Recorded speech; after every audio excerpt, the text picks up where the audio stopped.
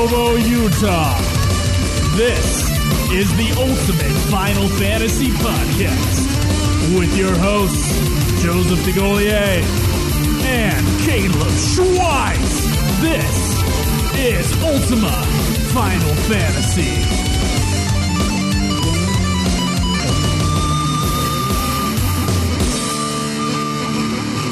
Welcome to another episode of Ultima Final Fantasy, the Ultimate Final Fantasy Podcast. I am your host, Kaleb Schweiss. I'm your other host, Joseph DeGolier. And today we are going to be going over the results to most of our categories from last week. There was one that I forgot to add for the Final Fantasy Academy Awards, of course. Just one you forgot to add? One in the end. Okay. One in the end that I forgot to add. Okay. Also, another topic that I am going to bring up is going to be product placement in the Final Fantasy series, as per a piece of news that we have, but I don't want to get into that too much right now. Okay. In the meantime, how's 13.2 going? Well, Schweiss, 13.2 is going fantastically bad. Wow. Have not yet even popped the game into the PSN. Oh, well, I haven't played it since last week either. So I do plan on starting it tonight after we do a drunk commentary on something, and then, I'm not going to be drunk, but after we do a commentary on something for Nude Clan, and then I'll be up for many hours. Yeah. And that's a good time to start the game. So okay. I'm excited to start it. I plan on kind of crushing that thing between this Sunday and next Sunday. Okay, that's fair. I think it's it's not too long of a game, so you might be able to do it. Well, I'm not sure if I'll do the whole thing in that time, but I'll do most of it in that time. Yeah. So I'm excited to get that started. But yeah, I haven't really touched it. And you've played 13.2 before, right? Just a little bit. I've played the first 2 hours worth. Oh, okay. Well, I'm only 5 hours into the game, so I'm probably not very far behind where you got to during your last playthrough of the game. So you say last playthrough? I never played through it. Play of, I guess. Yeah. This is my first time playing 13.2 as well, so everything's pretty new to me. The only thing I know of that I haven't seen is the Chocobo theme. It's the metal Chocobo theme. That's probably somewhere in the middle of the game. Probably, but I don't know. I haven't run into it quite yet. Still think it's fun, but not enough to really go too crazy on talking about it. But, all right, man. Okay. Yeah. Well, what the hell else do we talk about? Oh, yeah. Got some plugs. Do some plugs. You can go to youtube.com/Ultima Final Fantasy. You can go to twitch.tv/Ultima Final Fantasy. See us play the games live. I'm going to be doing a lot more streaming, ladies and gentlemen, so I'm getting excited about that. Need a splitter for a HDMI, though, before I can start doing that with the 13.2. You could do red, white, yellow. I'd rather kill myself, to be fair. Yeah. Yeah. You can go to facebook.com/Ultima Final Fantasy and join the discussion there. But most importantly, ultimafinalfantasy.com. Click on the forums, join the discussion, ask questions, please. That's where we get a lot of our content for our show. Yeah. Also, there are ways to support the show. Your first being that we do have an Amazon link. So if you wish to support the show in a way that doesn't really take anything out of your wallet, then going through the Amazon link, making that your Amazon bookmark, and then buying your stuff on your PC or your laptop. That way we get a small kickback from things that you would already purchase, and it doesn't cost you anything. Then there's also a PayPal link if you prefer that, or our final link, and Dave still owes a song because we hit that goal a while ago. Yes. patreon.com/Ultima Final Fantasy. You can support us there. Yeah, it's still open to recording those episode invites. There's a few that I'm trying to work around, but it's kind of tough with everybody's schedule. But schedules are a little rough. But if you've ever gotten to a tier, we owe you everything from that tier. So don't feel weird if you dropped or lowered it or whatever. We still owe it to you. So yeah, let us know though. Call us out. I got to say something about the Amazon. I fucking remembered this time. God damn it, I remembered this time. So we can't see who bought things on Amazon, but we can see what people bought. Yeah. And I do believe that a round of applause is necessary. I would say necessary for an individual who bought the Trojan Magnum condoms. So let's give him a round of applause there, boys. Come on. Congratulations. Oh. Maybe he's born with it. Maybe it's Maybelline. Don't think it's Maybelline. Oh. Anyway, congratulations, you big man, you. He's a big boy. Grown boy. Yeah. So, if I had a prize to give out for the best thing bought on Amazon that we've seen, that's definitely one of them. Yeah, there was another one that was a rap coloring and activity book. And it had this fucking picture of this dude. I looked at it and I laughed for like 20 minutes. It's like something about this guy's beard, and it's like, fill it in. And then like it's just this fucking normal beard. So it's like a circle. Like you're doing like a half circle is the like, and it's all numbered too. It's like 17 or 18 different dots that you're supposed to connect, and it's like a circle. You're basically filling out his chin. I laughed at that for like 20 minutes at work when I pulled up that image. I was like, what is this fucking thing? Like it's an activity, a rapper's activity book? Whip it open, and that's like one of the displayed pages on Amazon. It's like, check it now. Oh, wow. Let's fucking fill out this dude's regular looking beard. It was, oh man, God. I laughed forever at that shit. Anyway, Twitch audience loves the Magnum condoms as well. Yeah, they're cheering along. Congratulations, sir. Yeah, good sir. Sure. Or maybe large dildo. Yeah, something. Something. Oh shit, what else is there? Oh, you can tweet me at Joseph Vigolier. Me at UFF Podcast. Okay, Schweiss, are you ready to get to some new hoo-hoos? Yeah, we can do some news.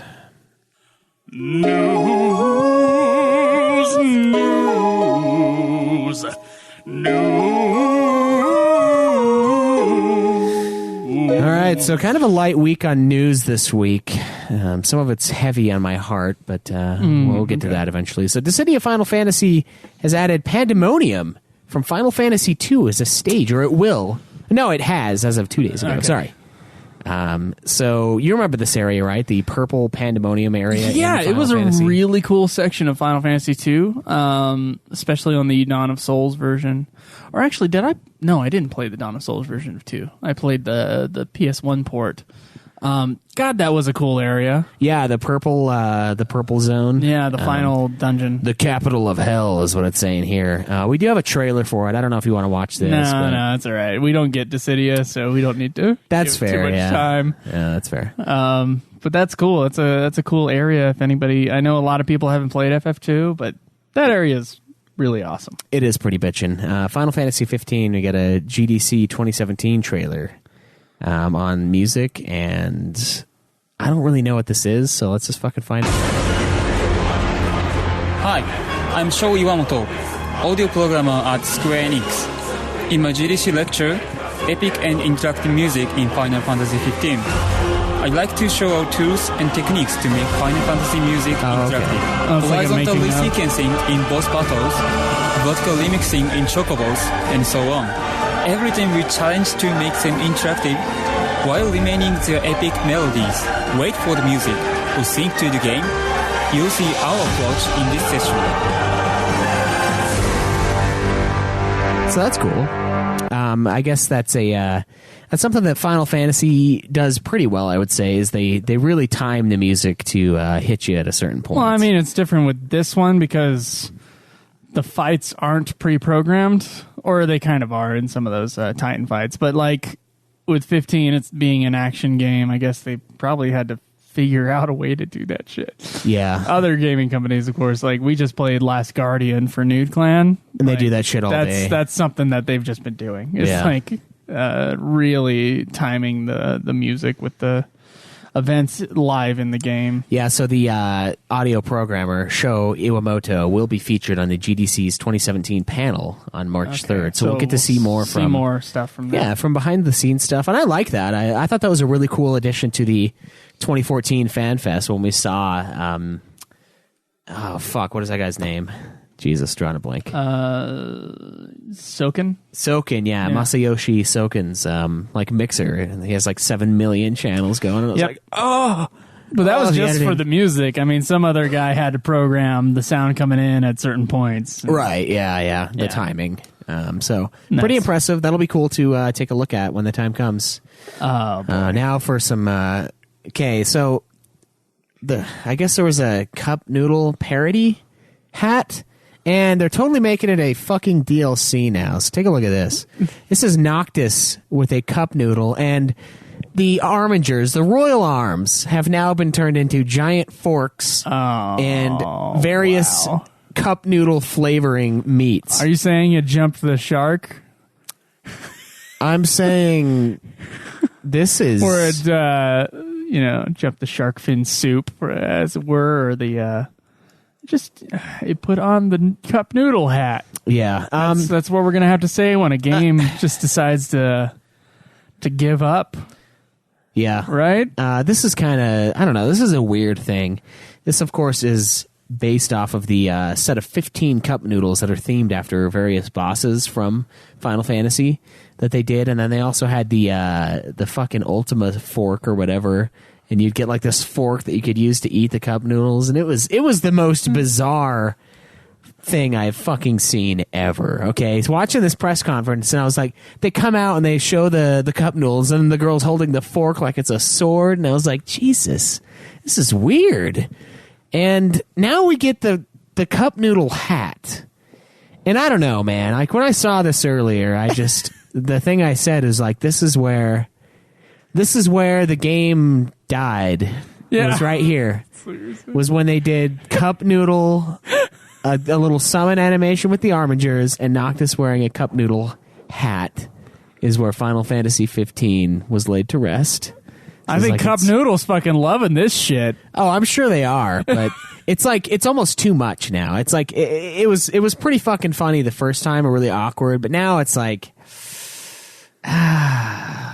it brings up a weird thing. Like I don't know how I feel about advertising in video games, real world advertising. It seems so strange, and I guess it's especially in a fantasy world. It's not it's yeah, not a Tony Hawk Pro Skater game. It's I mean, Fantasy. With Final Fantasy 15, they were going for a fantasy in reality sort of setting, right? Whatever that means. Yeah, which means whatever we fucking say we're putting in the game is what we're putting in the game, and it's because no. It's reality fantasy. No, it's fantasy reality. So it depends on what you want. Really, that just means anything goes, right? Right. Including cup noodles and Audis. And I can't say it's any more or less fantasy than like 7 or 8, which had cars. Yeah. 7 had the buggy. 8 had the little truck thing you use or whatever. There's definitely reality in each of the Final Fantasies, but I don't know, the cup noodle thing, it almost seems dirty. And I can't remember what game it was, but there was like a survival horror game a little while ago that it had like a close-up of a Coke can. Like someone had Coca-Cola, and like the camera just held on the Coca-Cola for like 5 seconds. Like a little too long? Yeah, and I was like, Jesus, dude. Like, is there no shame here? They're like, oh, hey, by the way, Coke gave us $30K to put this in here. Oh, man, dude. I remember Mission Impossible 5. He had Halo 5 before it came out. Like, it was really? in the movie. And, like, he puts the game away, but it's like a really long insert shot on the Halo 5 game. Yeah, you're like, man, I wonder how much. I fucking dug the shit out of that movie, but that part I was like, watching it in theater going, sold out right there. This is where it died. So boy. it feels kind of dirty, but I guess it is a way to make a few extra bucks, I suppose. Like, I assume Square Enix made money on it and not Cup Noodle so much. But at this point, I don't know. Like, I don't know. Maybe they fed the staff for a few days. Usually there's like some sort of... It's not always money that changes hands. In fact, it's more common that it's some sort of favor. Yeah. So if we put the Coke can in this movie, then Coke is going to take care of our craft services for like 6 days. It's like that sort of a thing. All right, that's fair. So neither company really gives straight up money to the other company. It's a different sponsorship thing. So they had to suffer through cup noodles for might be different in Japan. God knows how long. Maybe they gave him like free cup noodles to the staff. I would request cup noodle for life, honestly. I mean, that ramen is the cheapest food in the world, so I'm thinking, man, they must have. I bet they supplied him with so much fucking ramen in the lunchroom. That's what I bet. Yeah, I don't know. It just seems weird, and I guess it's not the worst thing in the world, but when it goes over the top, like I think this kind of is, I don't know if it's funny really anymore, or if it's just like too much, but I don't know. Do what you want, I guess, Square. No one's going to stop you. We do have a new, a new cutscene or animation opening movie, I suppose, for Final Fantasy XIV Stormblood, which is something we're going to be coming up on here in the next little while. So let's get into this. Let's watch this trailer. 4 minutes. That's great. It's fucking grand, Square. I don't think they'd care about our podcast. You don't think so? No. I bet you they love it. So we got some similar scenes to what we saw in the last trailer for Stormblood. Got a bridge, giant statue guy. Bridges are always good. Little new version of the Final Fantasy thing. Yep. It's tremendous. Square Enix on the rocks, just like last time. Who wants a Square on the rocks. Yeah. It's been a rough day.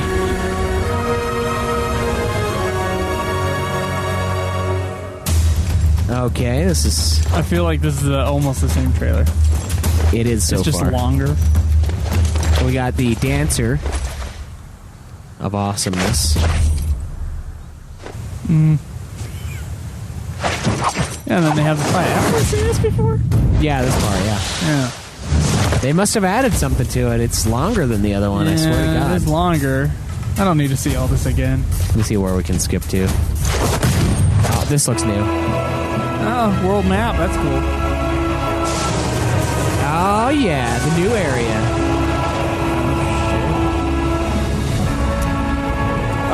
Bird. What is that?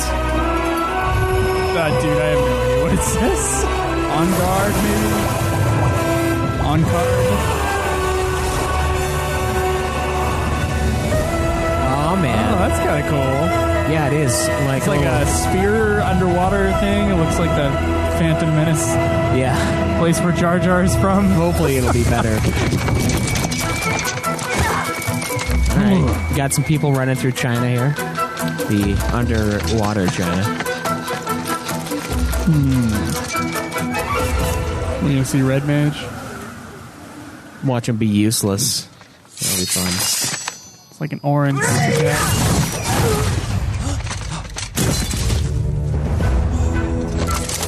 What are you? Are you a caster or a physical attacker? Neither. Both. And both. Oh, man, they're shooting at him? Jack of all trades, master of none. Cutting the bullets in half. Turns out it's also the Matrix. Yeah. With a samurai sword, so. All right. And it... Okay. Destroyed some shit around him when he did his cool moves. Yeah. Right. This looks really nice. This is really cool, but I don't think this is good pod. I think we're done here. All right. It looks really awesome, and I would suggest people watch this trailer. Because it's more than just the fight. There's also an owl. Yeah, there's a lot of imagery going on, so. Yeah. Cool. Anyway, I'm excited for some... me excited for Stormblood, but I also need to beat Heavensward. Yeah. It has not happened yet. So. No, we got Heavensward ahead of us. We also have some new Kingdom Hearts 3 and Final Fantasy VII remake screenshots that were shown at Magic 2017. So we can look at these in all of their glory here. We got some Kingdom Hearts right here. Some, that dude. That's some pretty high-def Kingdom Hearts. Yeah, it is. Kingdom Hearts is... that looks really good, actually. That's a good point, yeah. 7 remake looks great. This image isn't necessarily the best quality. But that does... Kingdom Hearts looks really good. Wow, like visually, just those screenshots. Yeah, that does look really... Those are some pretty high quality fucking screenshots. Yeah, they are. It's compared to what I played on the PS2. Yeah, well, yeah, I mean, it's much better system. This one, we've got Cloud crouching behind a crate here. I feel like they haven't made anything else but Midgar so far. Yeah, well, that's all we've seen is Midgar. Midgar images. Is supposed to be the first area, the first like pack. Oh, and they're multiple release. Are they still doing that shit? Yeah. God damn it. So there's that, and then here's a familiar boss right here, the Scorpion from Final Fantasy VII. The attack while its tail is up, and then get rocked. Yeah. Boss. The game it looks a lot like Final Fantasy 15, I would say, especially right here. We've got a dude that's taking cover, hiding same behind engine, something. right? Same game engine? Yeah, it definitely looks like it. But I do like what I'm seeing down here with the battle system, though. It looks like we have something very similar to what Final Fantasy VII was. We have the attack, the magic. It's going to be like a quasi-action version, it is. I think it is, yeah. It's I don't know how it's going to be implemented necessarily, unless it's just kind of like Crisis Core, I guess, where you have your little selection bar and you can choose which one you're using, and then you just hit X for whenever you want to use it. You remember that? Yeah. Maybe something like that. I don't know. I think it looks great, though, graphically. Yeah, graphically it looks really good. So I guess that's something to look forward to. Hopefully, I don't know, predictions for now. Will they have product placement in Final Fantasy VII Remake? You betcha! All right. What do you think they're going to have in the remake? So right Motorcycle. now... Motorcycle's got to be a fucking... Harley? Not a Harley. Well, they go like think of Honda? a Japanese brand. Think of like a Kawasaki. Or, so Kawasaki something motorcycles. I bet there's going to be product placement on that goddamn motorcycle. Okay. Or on their cell phones.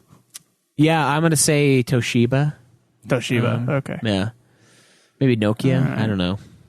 As far as food, though, since I think food is going to be a part of this game, and we have the whole wall market section, do you think they're going to go full-on fast food? Are they going to go chain restaurants? We're going to get like a chain diner like a Denny's, and it's kind of like the crappy place where all the people that are less than desirable hang out. You mean like us? At like 5 a.m. Yeah, like us. I don't know. What do you think? Denny's? I think just the motorcycle. Just the motorcycle? Just the motorcycle. Ah, man, I don't know. It seems like now that we've opened ourselves to this, or at least Square has opened themselves to this, I don't think there's any turning back. I bet it's going to be the motorcycle, and I bet it's going to be like a custom designed motorcycle made by a motorcycle company that they're going to implement into the game and sell the real thing of. Okay. Like the car. They already ripped off the truck that you escape with. That's pretty much a Ford, like a T1 or whatever. Not T1. I don't know. Whatever. It looks like a pice of shit. So I saw one on the freeway the other day. I can't remember what model of Ford it was, but it was that truck from 7. I was like, oh, cool, yeah. So they already kind of did that, but the product placement isn't there. It's just the copying of the design a la Power Rangers suits. I'm just... my biggest bet is on the motorcycle. All right, that's an easy one. I would say motorcycle would be easy. I'm gonna go Panda Express as one of the restaurants down there in Wutai. Yeah. Wutai has a Panda Express, and all the locals hate it, but the tourists love it. Wutai's got a Panda Express, and dude, Cosmo Canyon. Navajo tacos. Oh. They got like a Navajo taco stand. Dude, Navajo tacos are the fucking bomb. I know, they're God amazing. damn it, I want one right now, but you just can never get one. No, you can't. Not on this. It's like a scone, but better. It is. It's fantastic. Let's see what else we have. Midgar. It's the best. Midgar would probably just be normal stuff, though. I don't know. It's gotta be, except for the motorcycle. Yeah. Maybe the helicopter is a... It's like some brand of helicopter. Yeah, what's a brand of helicopter? I don't know. I haven't bought one in a while. I'm kind of out of touch with the helicopter market. I was just thinking engine, but that's from Jurassic Park. Think of the helicopter with the engine logo on it. Yeah. Shoot, yeah, I think that's good for predictions. All right. We'll touch base again when we see a little bit more as far as fleshed out Final Fantasy VII Remake screenshots go. But yeah, it definitely looks like 15. I guess that's fine. I don't know. The cover thing in 15 was kind of pointless to me, though. So I don't know, maybe it'll play more of a role in 7 Remake. But of course, you had like the one snake level in 15. Yeah, but yeah. And there was like a sneak chapter too. I'm thinking the behemoth fight and then the sneak chapter. Yeah, you used it, but that's true. That was it. That's not a beloved chapter either. So I don't know. We'll see how it works. They might just go with a super similar engine to what 15 has. I mean, from the looks of it, it definitely appears that way. Someone in the chat said they're using Unreal Engine 4, but I really thought they were using the Luminous again, and that.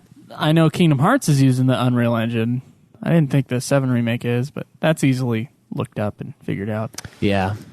All right, Schweiss. Well, do we want to get to our winners for the FF Academy Awards? Yeah, let's dive into that. Your time is through. You're boring. You're rambling on, no end in sight. You're boring. No need to thank your parakeet.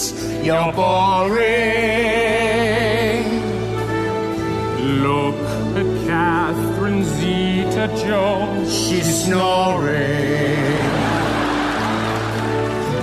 So last week, I foolishly named our episode the Final Fantasy Academy Awards. What I meant to say was the Final Fantasy Academy Award nominees, or most of the Final Fantasy Academy Award nominees, because I totally forgot to add in Best Soundtrack, which Joe and I can't even agree on. So I'm going to extend it. I'm going to call for a recount, or just a count for this category. But we do have results from the remaining categories. So these are the Academy Awards, not yes, not last year. So or last week. So one of the categories, the first one we had, one of the ones we had was Best Cutscene in the series. We had the Final Fantasy 15 finale, the Final Fantasy 10 finale, Vivi on the airship after the waltz fight, all of his buddies falling to their deaths, Sephiroth and the Flames, the Final Fantasy 8 intro, and the ending scene to Crisis Core, Final Fantasy 7. Okay. You got to tell them the order from like least to best. I guess, all right, here. Least to best, we've got Crisis Core ending. That's really low. That honestly. is low. A lot of people really love Crisis Core, but I guess Final Fantasy 15's finale, they love it quite a bit more, about 3 times as much. Oh, okay. In the voting here, and then third to last, we have the Final Fantasy 8 intro, which is also kind of surprising. Yeah. And then third to last, we have the Final Fantasy X finale, which I think was one of your favorite scenes. Yeah.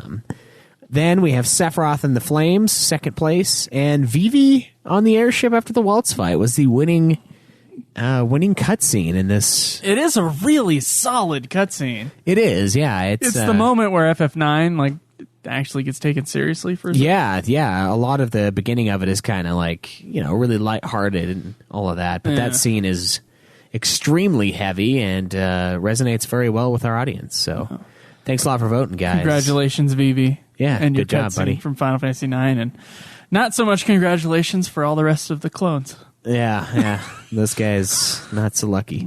So we also had a category for best minigame, and the award nominees for best minigame were Tetramaster.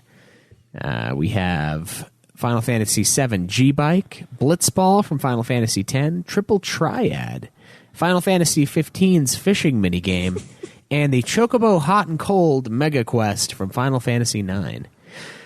Coming in last place on this one, Tetramaster. Wait, so which one won? The winner. Oh, I'm not going to do the winner yet. All right.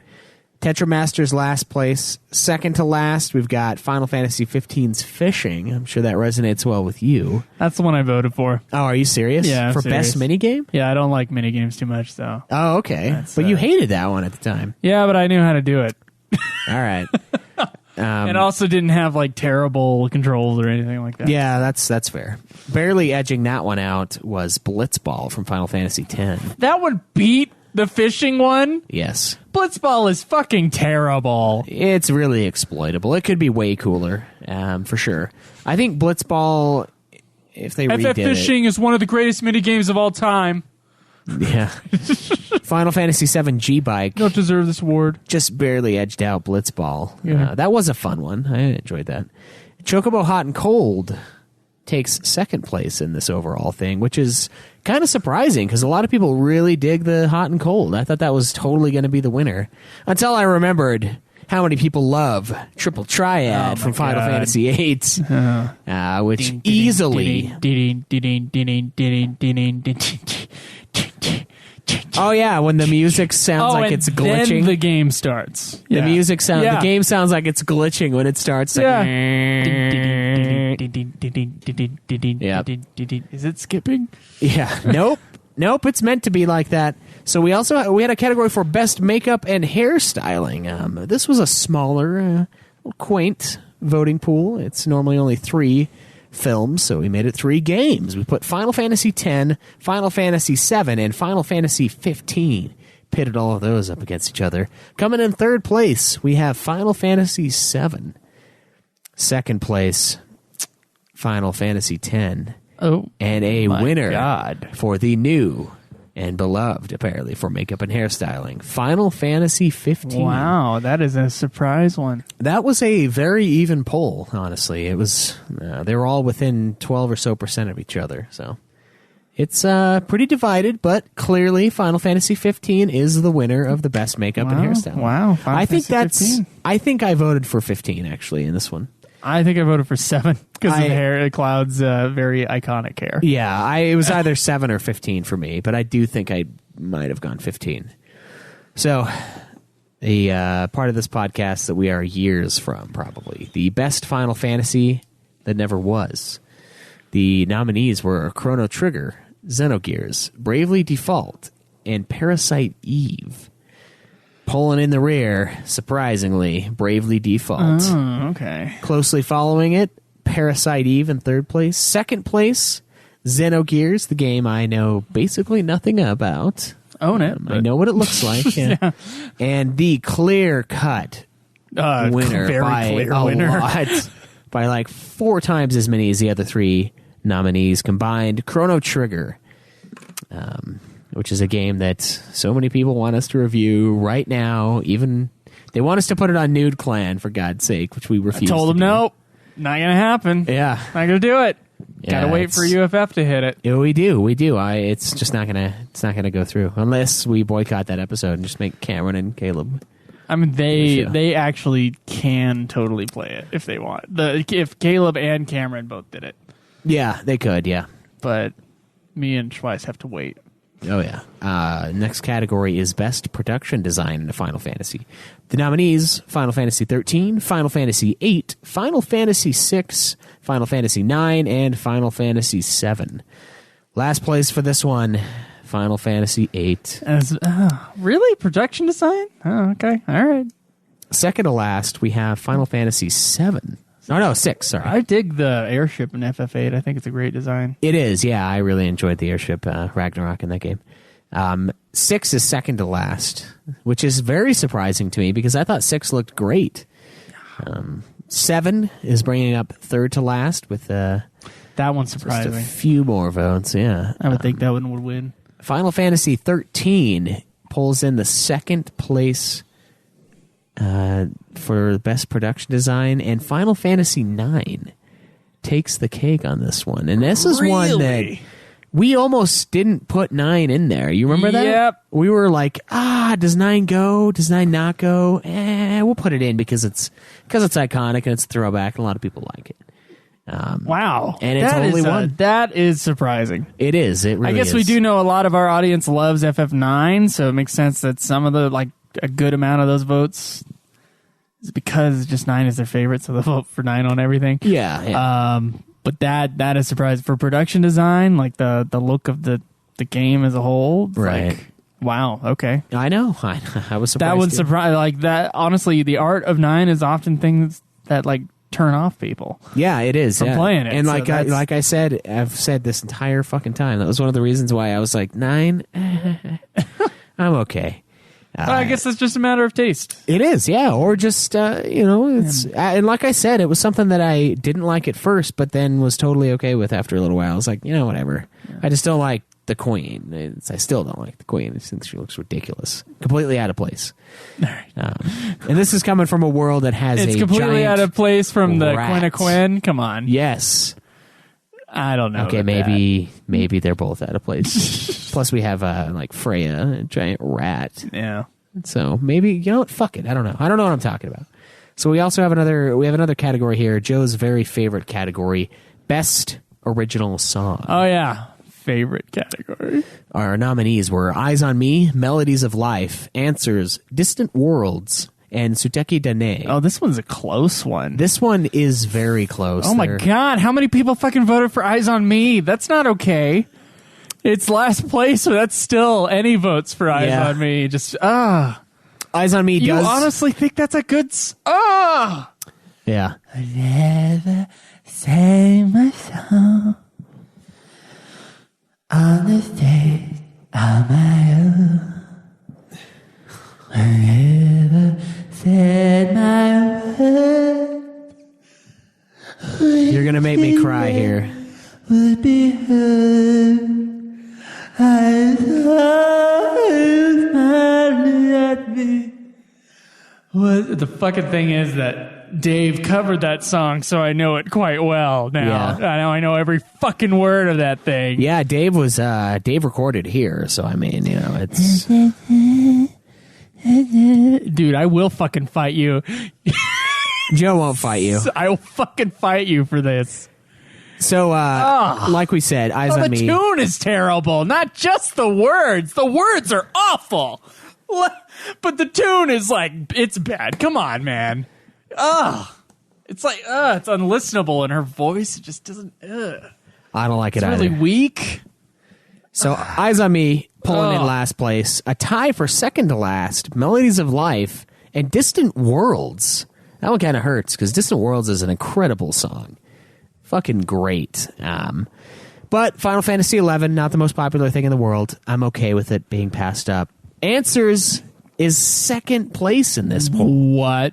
And Suteki Dane that one's okay. Takes the cake. That one's okay, but it's not better than Answers in my opinion. But congratulations, Suteki Dane. Yeah, good job. The people have spoken. They have. Maybe they just really want that Dave Mustaine remake of Suteki Dane. Yeah, that's why they're clamoring for it. Just a reminder to make us...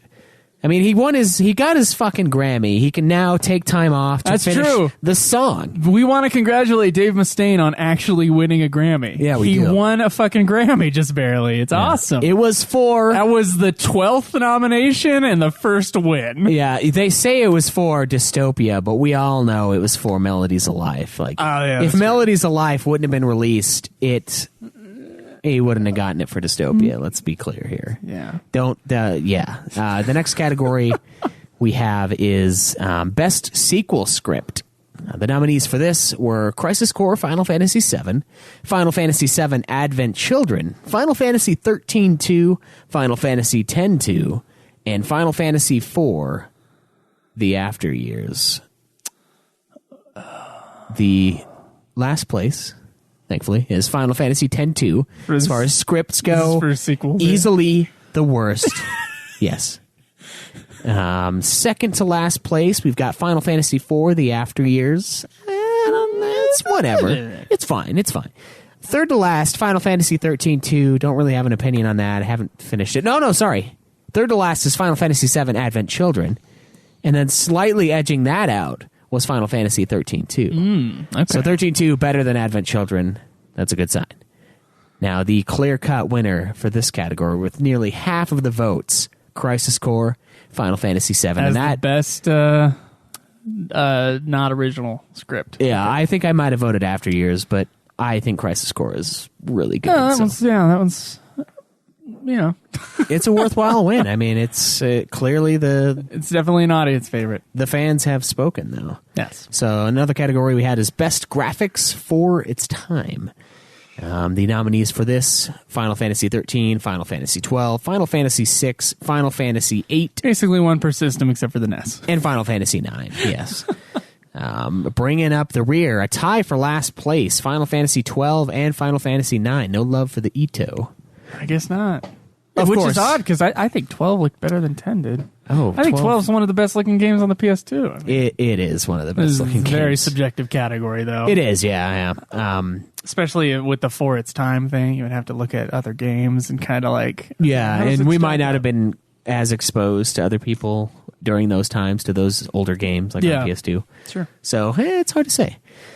A tie for second to last place.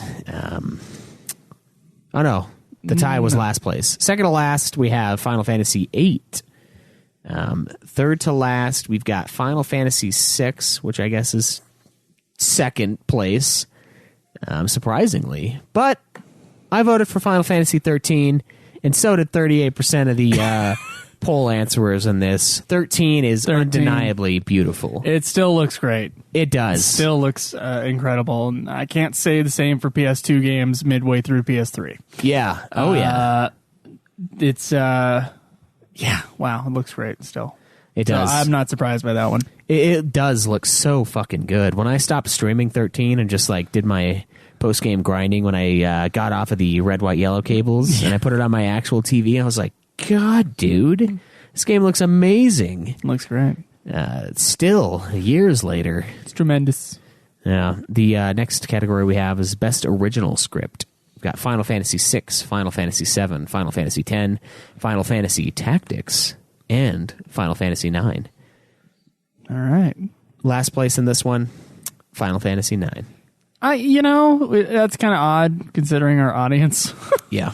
But, yeah, I mean, up to the others. The other ones are great, except for I've never played Tactics, but Yeah. the other ones are really great. Well, Tactics is only second to last, so, Okay, it's not alright. super high. And then following that, we have Final Fantasy VI. Bringing up second place, Final Fantasy X. Over 6, huh? Over 6, apparently. And the victor for Best Original Script, Final Fantasy VII. Congratulations, 7. Yeah, this is the... According to our audience, you have the best story. What? Oh, my God. What are you looking at? The Best Voice Acting category is a lie.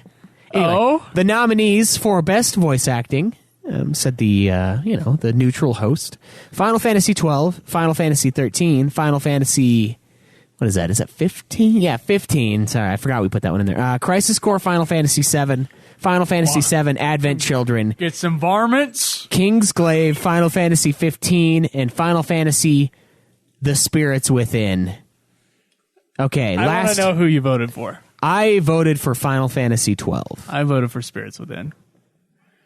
I don't think the voices fit the characters super well. The voice acting is really good, though, but I don't think it matches. Well, they animated to the voices. That's the difference between this and the other games. Yeah, Except for 13. Except for Steve Buscemi's guy. They needed to kind of like... Well, his face didn't match his What? voice, but we just know who Steve Buscemi is. I think that's a problem. Maybe it is. So last place, thank God, Final Fantasy VII Advent Children. The worst voice acting in this poll. English language, we made that clear last week. Yeah, English language. Second to last, Kingsglaive Final Fantasy 15. I thought the voice acting was decent in that, to be honest. Except for some of those moments, Yeah.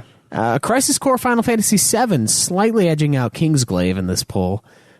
Final Fantasy The Spirits Within, just barely above that one. Final Fantasy 13 comes in at third place. Final Fantasy 12 is second place. I think that's fair. Fuck you, it's fair. Final Fantasy 15, apparently, unbeknownst to me, has the best voice acting in the series. Now, guys, there are a few really good voice actors in Final Fantasy 15. The four leads are fantastic. Arden, leads. who wasn't that good in Kingsglaive, I think, was really good in 15. 5 people. I would say any of the leads are really great. Any of the leads, I can live with that. The side people, though, guys, come on. Are you fucking kidding me?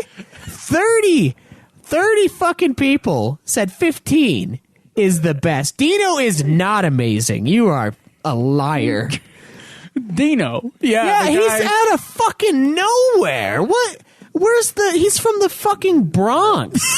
And there are no Bronx. There's fucking, there's regular places, and then there's Italy. That's it. There's no, or not Italy, But yeah, so I guess that makes sense. I guess. Fuck it.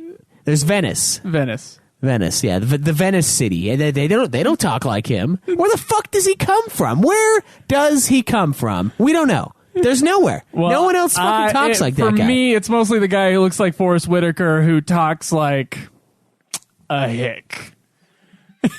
Yeah. That's the one. That bothers me more than Dino. Are you talking the dog tag guy? Dave? No, not Dave. No, I'm talking about, you want to go catch me some varmints? Oh, Forrest. Oh, yeah. The guy, Taka, the guy in the fucking grill. People. You know what? The rest of the voice acting was really great, though. Like, the leads, the important stuff was really great. Yeah, but everything in 12, I would say, is great. All of the characters. I would have to agree with you that 12 has, in my opinion, also has better voice acting than 15. But you voted Spirits Within. I did vote Spirits Within. Okay. I think it goes Spirits Within, then 12, and then maybe 15. Stolas in the chat says an area that was cut. That's where Dino is from. Thank you. Thank you. Many. Yeah. Yeah. That's probably the explanation. Like, well, we know 12 and 13 had like localized voice acting, but we were going to put these areas in, but we just didn't. It wasn't an afterthought, the voice acting. He doesn't even look Italian, but he sounds like he's from The Sopranos. Yes, I know. I was like, match. The theme song just kicked on when I was fucking in a cutscene with that guy. I remember with 12, I heard an interview with the guy who did the, he directed the voice acting for 12. Yeah. And he had different accents for different Japanese accents that they put into the game. So, like, they had regional accents for all the characters, and it was like he was really careful with that stuff. Yeah. If it was the same guy, I'm really disappointed of him. If it's not, then the guy who did it is really shitty. If it's the same guy, he's a fucking shell of his former self is what it is.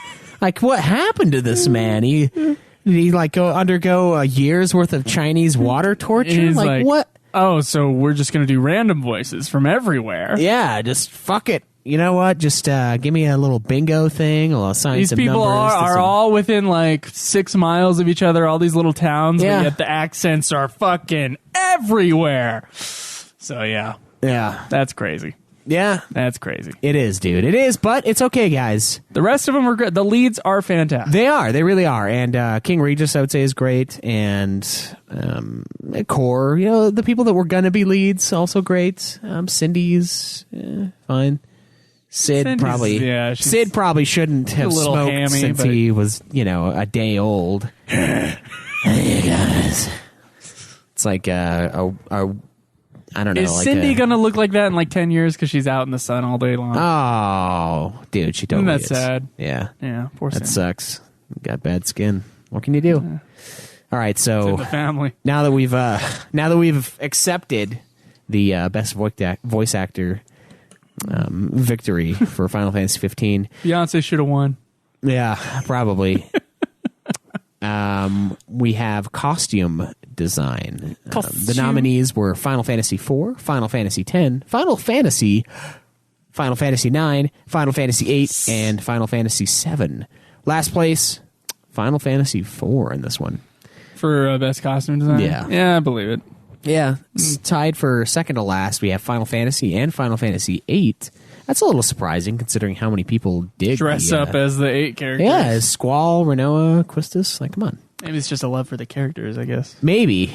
More than what they look like. We got a problem here. But third place, we got Final Fantasy IX, and a tie for first place. Are you serious? Yes. Final Fantasy X and Final Fantasy VII. Oh. All right, chat. Vote. Joe, which one do you think would win? What did you give it to for costume design? already voted on this one, I think. You know what you gave it to? I gave it to... Oh, fuck. Did I vote? I gave it to 7.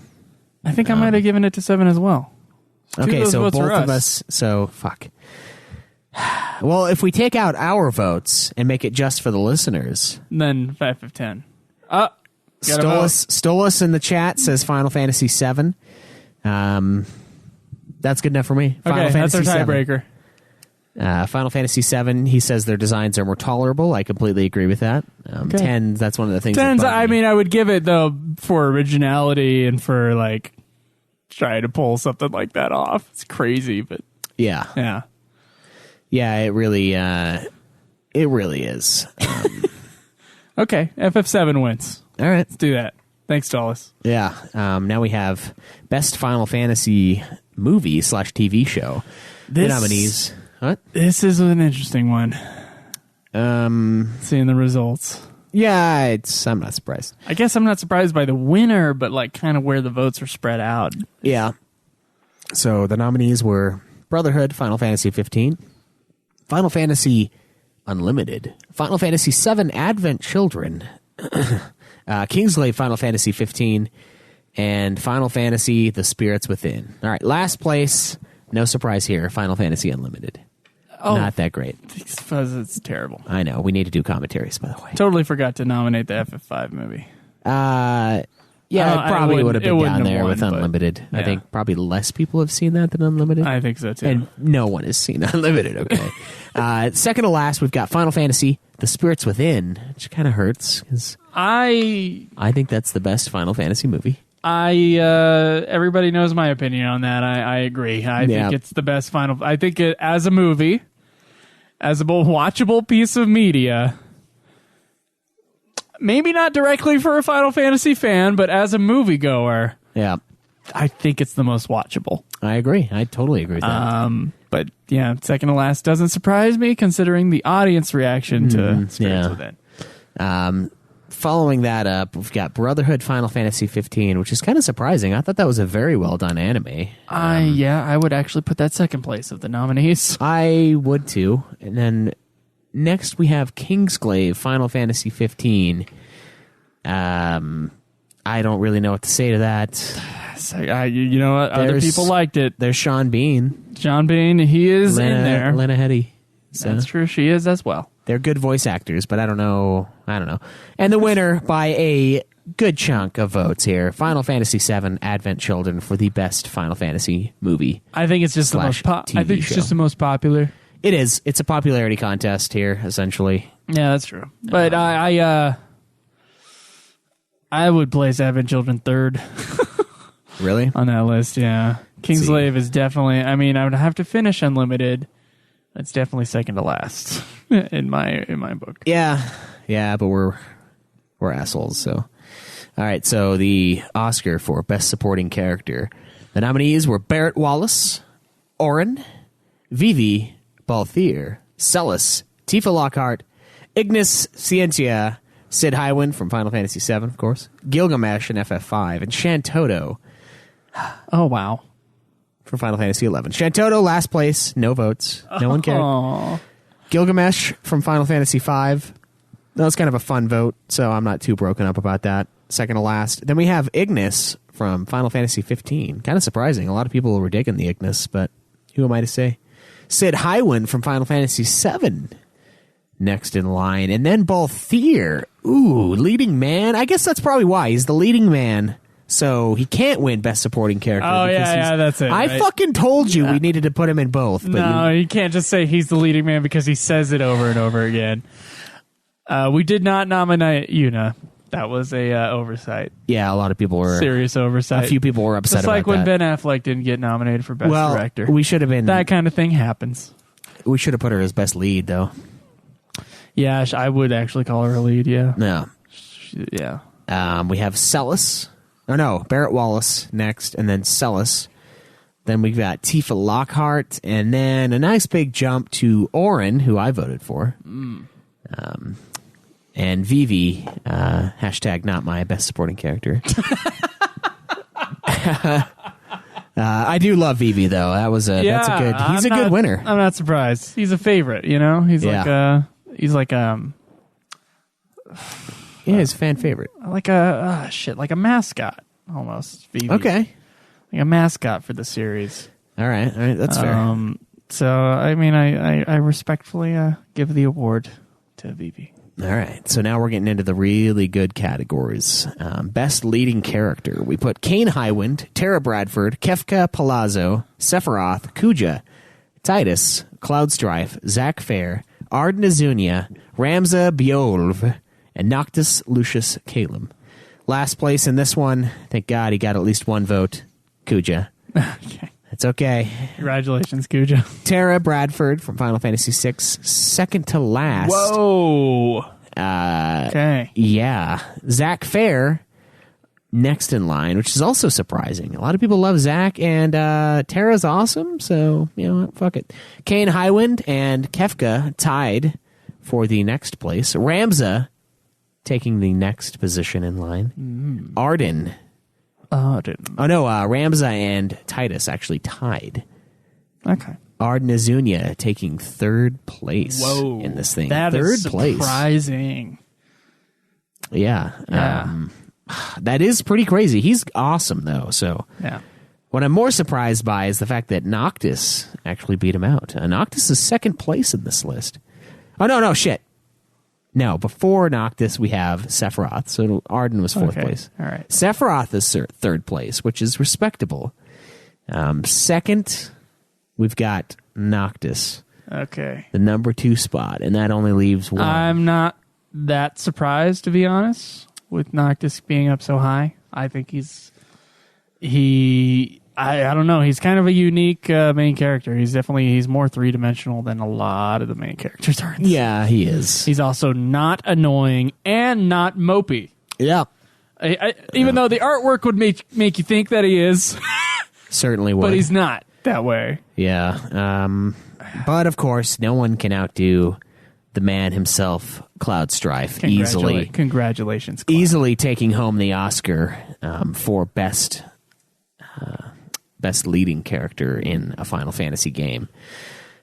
Now we get to the equivalent of best director, which is what we named it, which we pretty much are. I feel like everyone knows how this one's going to go. And then, of course, the best picture, a.k.a. the best Final Fantasy. The one I voted for got second place. Really? On the directors, yeah. Oh, dude.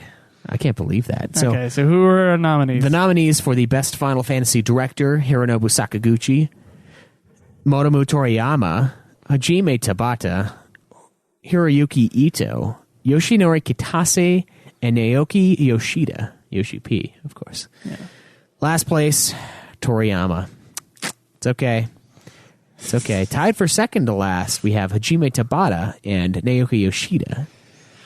That is a little low for Yoshi P. It is. Hajime Tabata is kind of a new guy, but he does have Crisis Core and 15 under his belt. Yeah, those are both of which were nominated for best game. So yeah,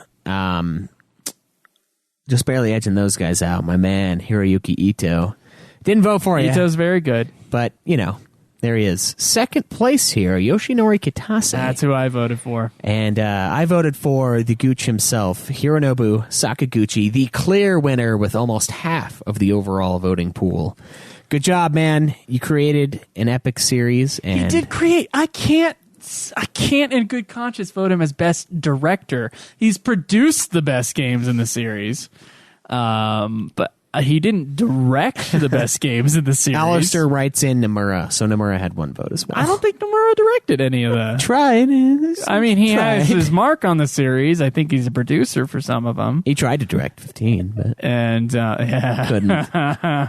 The joke right in. He's like, guys, stop it. And he's definitely the art designer, and he helped write some of the stories, but that's not the director. No. Yoshinori Kitase and Ito co-directed 6. Mm-hmm. Kitase directed 7 and 8. And I think he co-directed 10, right? Mm-hmm. Yeah. There's some great games behind Kitase. But that's why I voted for Kitase, because I think he's got the stronger run. Kitase's like... He wasn't the starter, though. Kitase's the Jesus, and I feel like Hironobu Sakaguchi is the God figure here. He's Moses.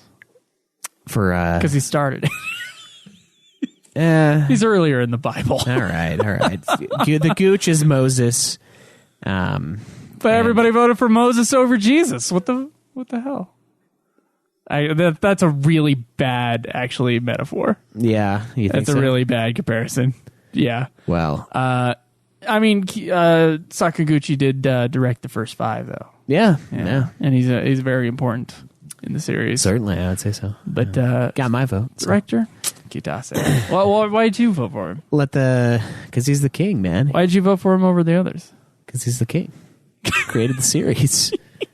Okay, so it was about being there first, It was about or his influence. his influence, and I think the first 5 games are good enough that it works.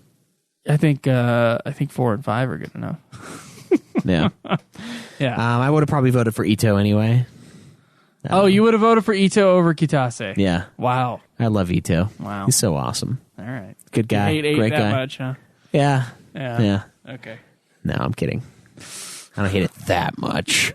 So now for the best picture, Whoa, aka this is not an even, not so spread out. no, best Final Fantasy game. The nominees: Final Fantasy Tactics, Crisis Core, Final Fantasy VII, Final Fantasy VI, Final Fantasy VII, Final Fantasy X, Final Fantasy IX, Final Fantasy IV, Final Fantasy VIII, Final Fantasy XIV, and Final Fantasy XII.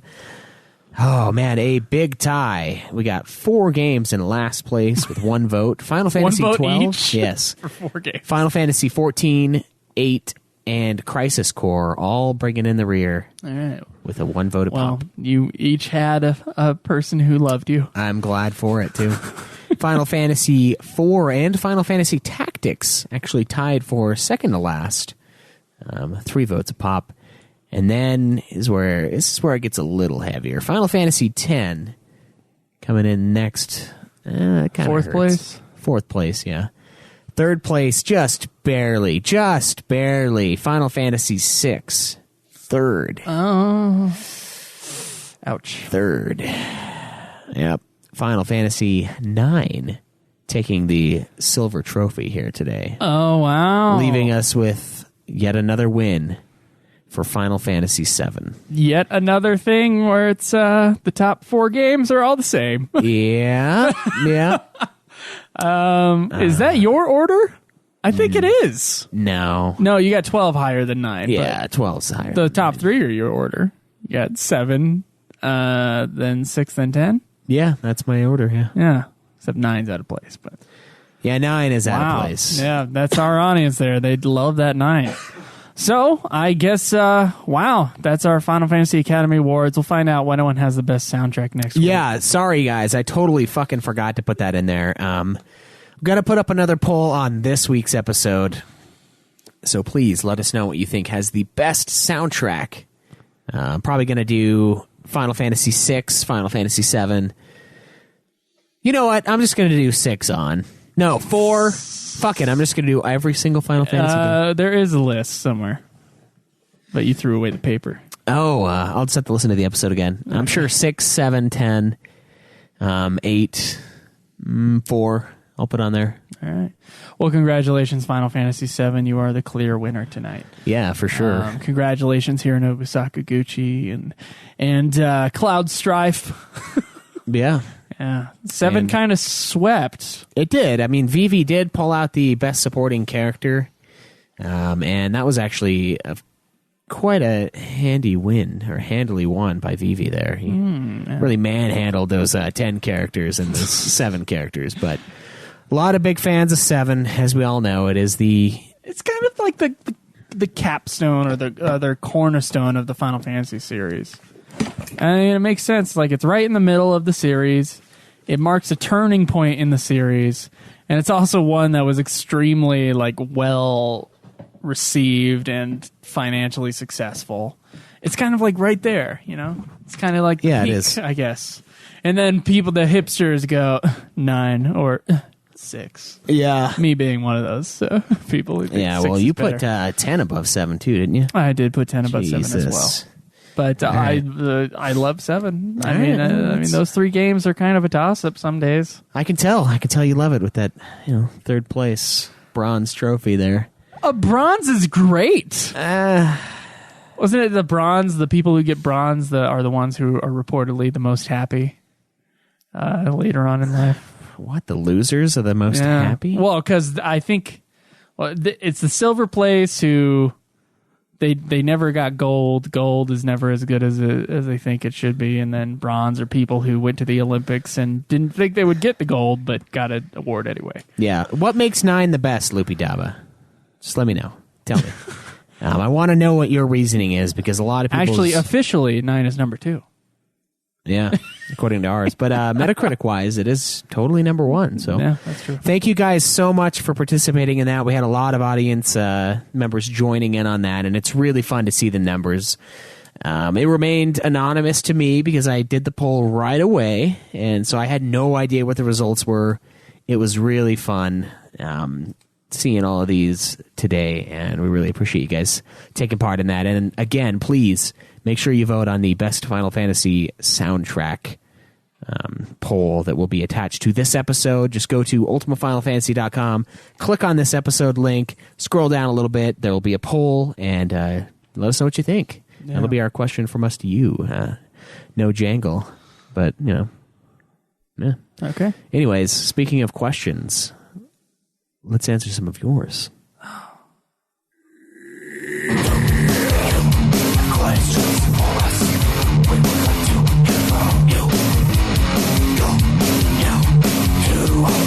Necron.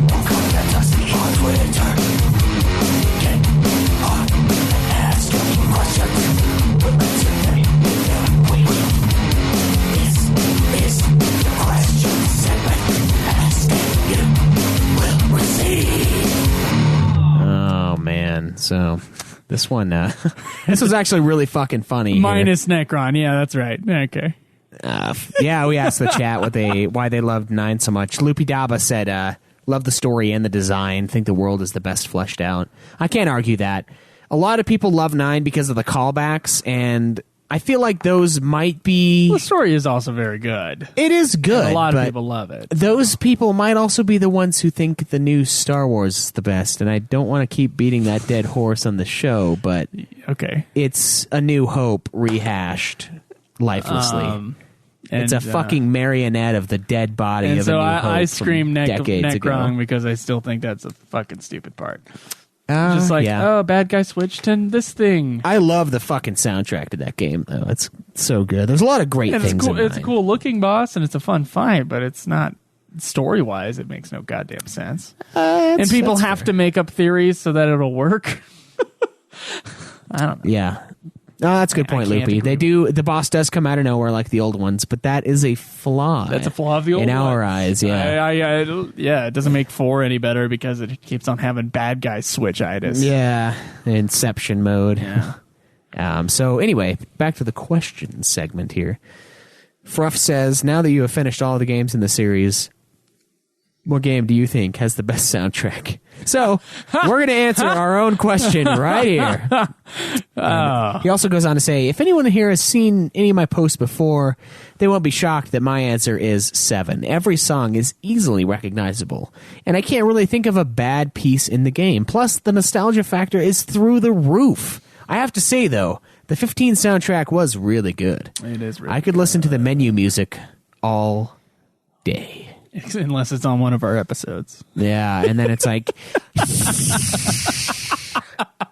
music was too loud. Hisses at you? Yeah, sound issues. Guys, sound issues. Here's a tutorial on how to not fuck up. It's like, fuck you, man. I've been doing this so fucking long. Yeah. Of course, then I had then sound issues last week. Yeah. Really bad ones for Nude Clan. Yeah, it's like... Hopefully I don't have those same ones this week, because if I do, I'm just going to kill myself right after I mix the episode. Yeah. Well, shit. What do you think? What's your favorite soundtrack? Or what do you think has the best... Oh, shit. He didn't say favorite. He said best. What game has the best soundtrack? It's not Final Fantasy VIII, to those who can stomach the vomit that is Eyes on Me, or the Esthar theme. Oh, the Esthar theme is just... Weep. Yeah, it's painful. Too bad I didn't ask for worse, though, so maybe I shouldn't say that. It hurts. Yeah, it does hurt so bad. 7 is a really solid soundtrack, and I love a lot of the pieces from 7. But to me... okay, it's between the top 3 games in my mind. And even FF15 I think is a really good 4th place.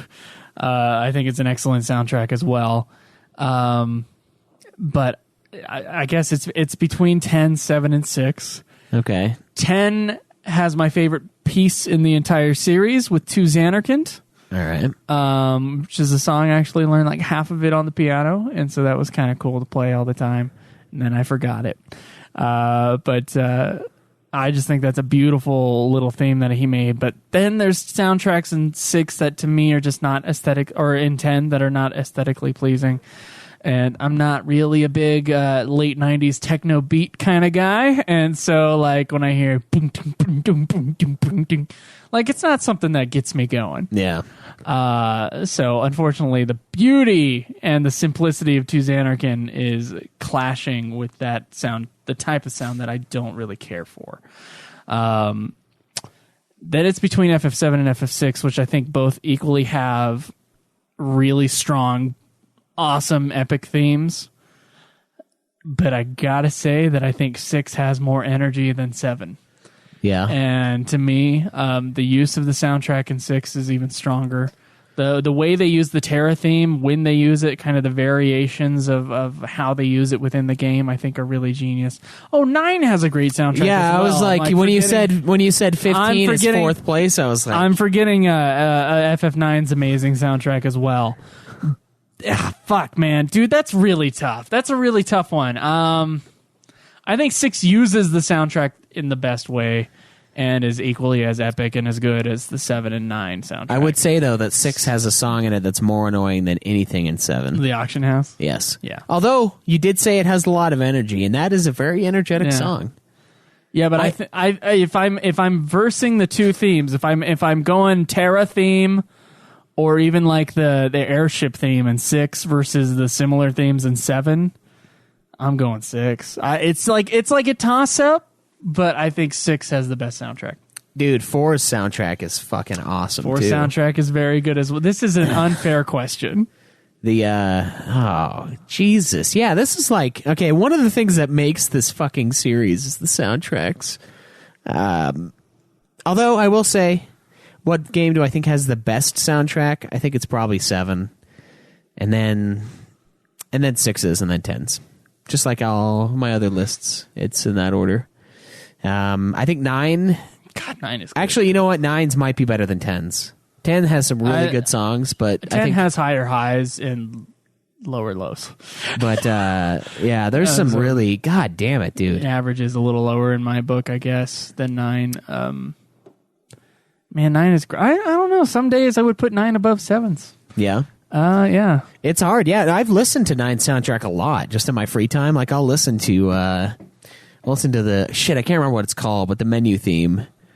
I'll listen to that one. I'll listen to You Are Not Alone. I listen to a bunch of the Final Fantasy themes, just like periodically. I think 9's does outdo 10's though. 10's just got like a lot of really watery themes, and but not 8's. Not that, but it's I don't know. Man, 4's is a good soundtrack as well. God damn it, dude. It's Uematsu, so he just does good shit. Yeah. Most of the time, unless he tries to write a pop song. Then he does really bad work. I'm sorry, Uematsu. Yeah. Okay, I'm ranking 6 highest because of the use of the Terra theme and just how epic and amazing it is.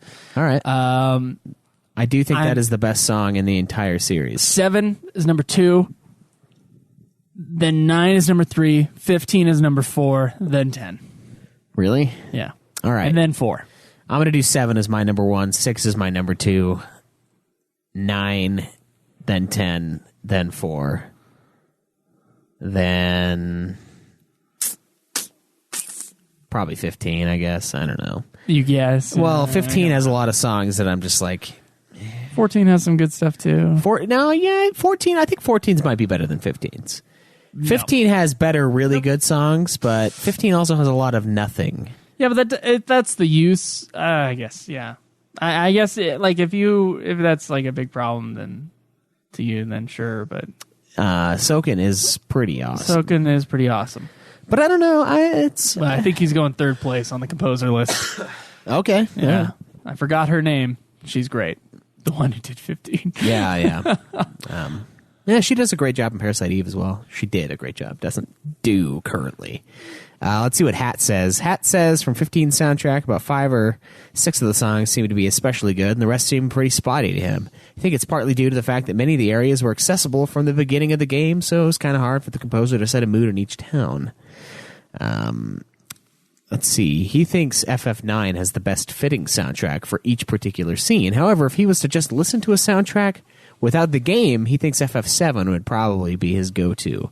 That's fair. He used to love 8s, but then there were actually only 8 or 9 tracks that he enjoyed listening to, and the rest made his ears bleed. Yeah, so there are really good tracks in 8. I want to be clear that Final Boss theme's fucking great. The Sorceress little choral soundtrack that comes up during kind of the creepy parts of the game. Yeah, I think that's a really awesome part of the game. Yeah, it is. It is. And then, of course, the opening song is amazing. But, god damn, the fucking Fisherman's Horizon I hate. And then, Fisherman's Horizon. Not a big fan on the of the battle theme either. Like, I just want to turn off the sound. Yeah. Yeah. Well, that's probably because you're drawing magic all day, and even good songs after a while, like even 10's battle music, which I love. After all of that grinding, I turned it down and I listened to Pandora. Like, I was like the first time. Okay, no, the second time during this Final Fantasy playthrough that I've ever done that. The first time was when I was playing FF2, and I was really into like Wagner for a little while, and I was like jamming out to the Valkyrie song. Mm-hmm. It's fucking awesome while playing Final Fantasy 2. But that's like the only other time I've ever done that is when I was mega grinding in 10. Let's see, Silver Shade says he has a hard time picking an overall favorite as he thinks most of the soundtracks are very good, especially about the 6 through 10 region. Jesus. If I absolutely had to pick one, it would probably be FF10, though 6 is a very close second. Haley Blue says he's probably going to get some heat for it, but there were a couple of songs from the Kingsglaive movie that played a lot during 15. I really enjoyed them, and the Somnus, I believe it spelled that right, was really well done. It added a good feel to the game. Now, I agree with a lot of people that said they needed to have more of the game's own music and not borrow it from all the others. Yeah. It was a nice thing for Square to do, but come on, don't get cheap on us. Kingsglaive soundtrack sounds to me, and it's not bad, it just sounds so mediocre epic action movie soundtrack. You know, that's how I kind of feel about it. I feel like it's like filler music before they put the real soundtrack in when they're doing the edit on the movie. It's still like it's acceptable, still decent. I guess, yeah. I can't say that it like pops out to me as great though, personally. But yeah. Narrative Means says he still can't afford a PS4, so he can't comment on that. A.k.a. Final Fantasy XV's soundtrack. He does enjoy Yoko Shimomura's contribution to Xenoblade Chronicles, excuse me. He agrees with the feeling that 6 through 10 all have great soundtracks, and he says 6 and 7 are slightly above the rest. He personally really likes the sound quality 6 and 7. At this point, it has progressed well beyond 8-bit sounds, but still not quite the real instrument sounds in the later games, so it retains some of that classic video game feel. He also goes on to say that 8 has some beautiful pieces, and he does think the music suits the environments for the most part, but as a whole, the feel isn't as much to his personal taste. Likes 9 and 10. Finds some of the stuff in 9 less memorable. And he didn't like the metal tracks in 10. He felt like it took him out of the game rather than adding to the experience. Now, the Rammstein track. Yeah, what did the Spoonie say? It sounds like Slayer sung by a dog or something like that. I actually burned a CD with just that song on it. Oh, really? Yeah, I listen to that song a lot. I think it's fucking sweet. It's kind of ridiculous. Like, there's no denying that it's absolutely ridiculous. But I thought it fit super fucking well, especially with Sin coming in, spoilers, and destroying. I don't know if I love the voice Xanarkins. work on it, but I like the guitar stuff. So yeah, dude, I think it's fucking sweet. And then the Crisis Core soundtrack, I was like, oh shit, yeah, dude. Crisis Core soundtrack is godly. Yeah. I forgot about that. Shit. So good. metal in that shit. Metalhead. Some of Dirge's was all right, but mostly forgettable. It was like they talked to the guy who did Crisis Cores for Dirge, and then the guy like got blackout drunk and then forgot most of what the guy from Crisis Cores said, and kind of went his own direction with a little bit of heavy. That's fair. Heavy riffs occasionally. Let's have this be the last question. Yeah, it totally. Oh yeah. Okay. We got another one here from. Sort of a advice piece from Felicia Nomiko on Not our really a question. New York City trip. She says, "Oh my God, you guys fulfilled the Midwest stereotype the New Yorkers have. Not from the Midwest. But. That's too funny. I totally recommend going again. It's a fun place to visit. My husband and I went with friends a few years ago, and here's some basic advice. Go with Airbnb for a place to stay. It's cheaper than hotels, easier to book, and you get to feel like you're living in the city for a few days. You get to be in the part where real people live, where the food is better, cheaper, and overall just a really great experience." I didn't think about Airbnb. Well, like we had the convention at the same place as the hotel, so we just kind of thought that was the best way to go. Yeah, well, also, it's being held in the hotel. That's why we stayed where we did. I didn't want to stay in Newark, New Jersey. Believe me. I looked. I knew what we were going into. I don't think I quite understood what that knowledge meant, but I knew where we were going. She prefers doing Airbnb over hotels now. We've used it several times in several cities, and even for cons. Really love it. Always check out the places you want to see online to know what to expect. You know the price, what the place looks like, the hours, all that jazz before you even get there, and you'll avoid the scams. Got out of New York City with our wallets intact. Never once got scammed because we checked out everything online first. And the subways take a bit of getting used to, but I do love them. Tokyo so far has the best subway system, but New York City was my first, and it was really cool. If you ever come to Boston, let me know since I'm an hour out, and my husband works in Boston. I'd be happy to help you get around. Boston is a city that's definitely on the list. Boston's a city I've been to. It's really cool. Yeah. There's also, Newark is the scariest city I've ever been in. And I saw a guy get I went to Baltimore and there was like a dead body on the ground and like a police thing. Even then, I felt safer in Baltimore than I did in Newark. Yeah, when I was in Salt Lake, somebody got stabbed in the neck, and I still am more okay with Salt Lake after seeing that shit than Newark just being there. Salt Lake is like it is pretty terrible. Really, really nice. So for the downtown is not. That's the shitty part. That's where I was. Oh, you were like in where the shelter was is? this in the middle of the recession? Yes. Okay. Good God. Okay. Not the best, but not the worst either. But Newark, it's the homeless population of Newark is concerning. Well, it's the homeless population, and they're all like crazy. They're all like talking to themselves, and like there was a lady who was arguing with herself. Like I went out to go find beer because I was like, God, dude, I don't have any beer, and I have like 2 days to burn here. I got to get some alcohol in me, so I tried to go find the 7-Eleven again. No beer, by the way. What the fuck? In this gas station. Anyway, there's this lady that's like yelling, and she's the only one nearby. She's like yelling at herself. And it's not even like personality A versus personality B. It's just her. There's just one. She's just like screaming, like just losing her mind. And she's over there like her hands are all cupped together, and she's like rubbing her hands and shit. And I'm like, God, dude, I need to get the fuck out of here. Like wallet in the front pocket, swiftly walk. Yeah. Dude. I will totally go back to New York though. Like there's so many things I need to do. Awesome. I would love to go back. I think Airbnb would be a cool thing next time. Yeah, certainly. Yeah.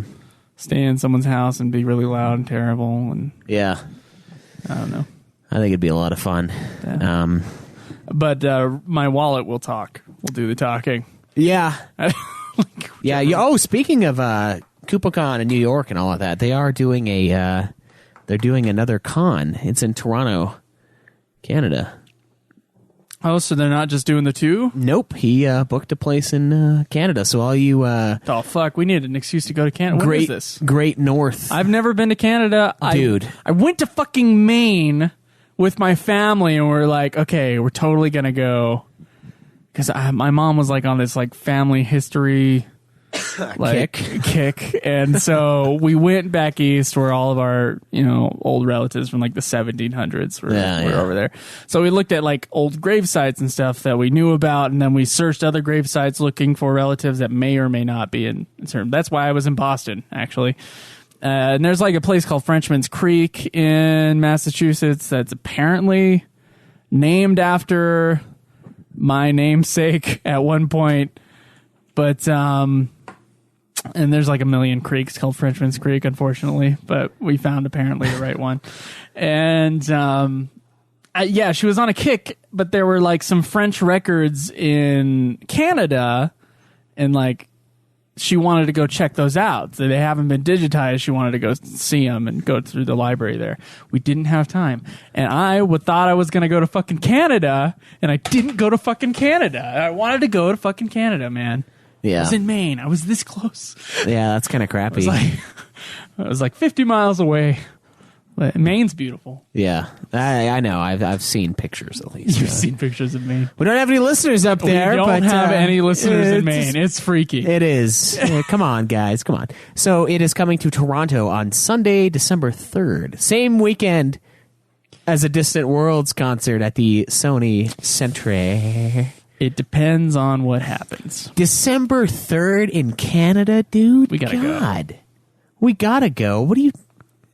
December, February. Oh shit! That's the middle of winter. Yeah, that's what you're saying. Yeah, in Canada. All right. Look, maybe not. Look, if we can get enough listeners to go to this thing, perhaps we got a Canadian audience. We do have a Canadian audience. We also have some audience members much, in the northern states. So, no, maybe we should. I think that would be. It depends on things. It depends on things. It depends on things. That is correct. Well, if it's just things, then I'm sure we can figure it out.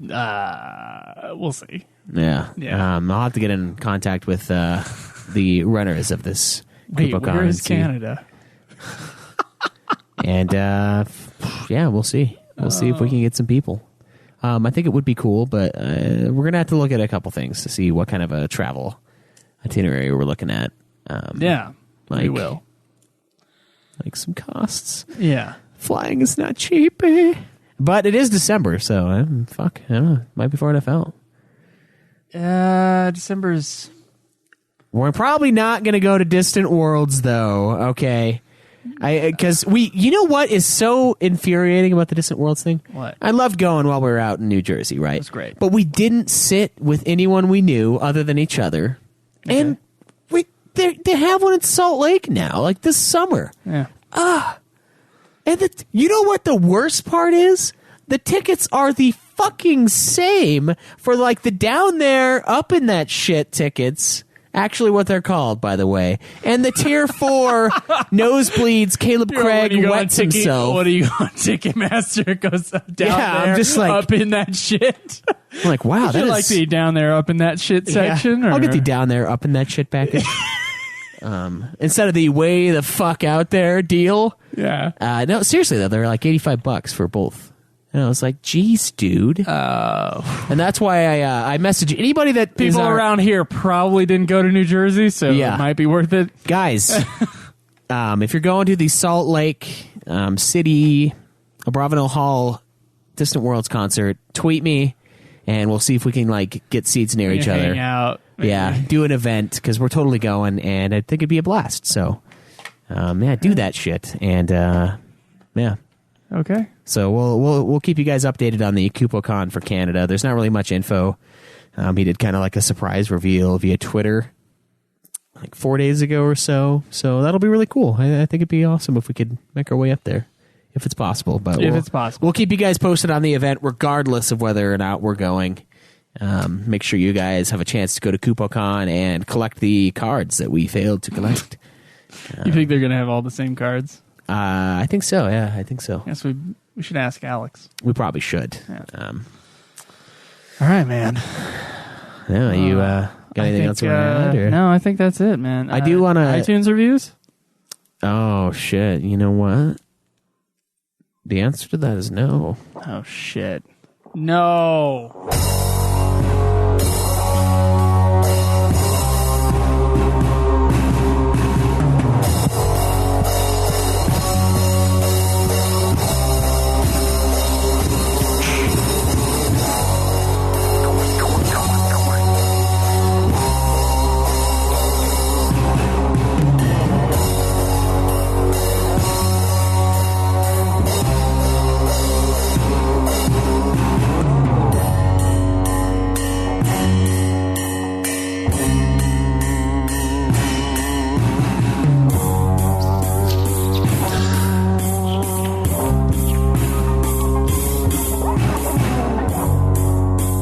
What is this on the screen before me?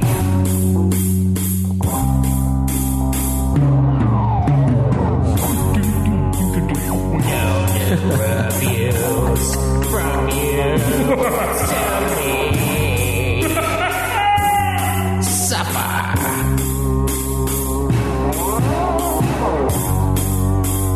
Look at other shows. No new episodes.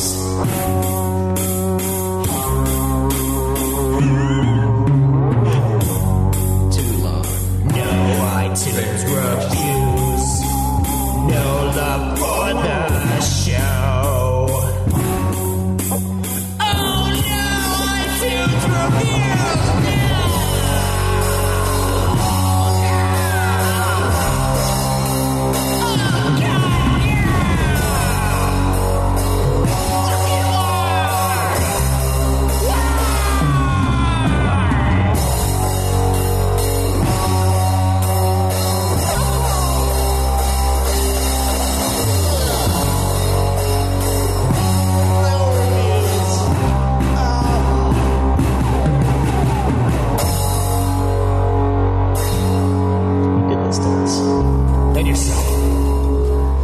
Yes.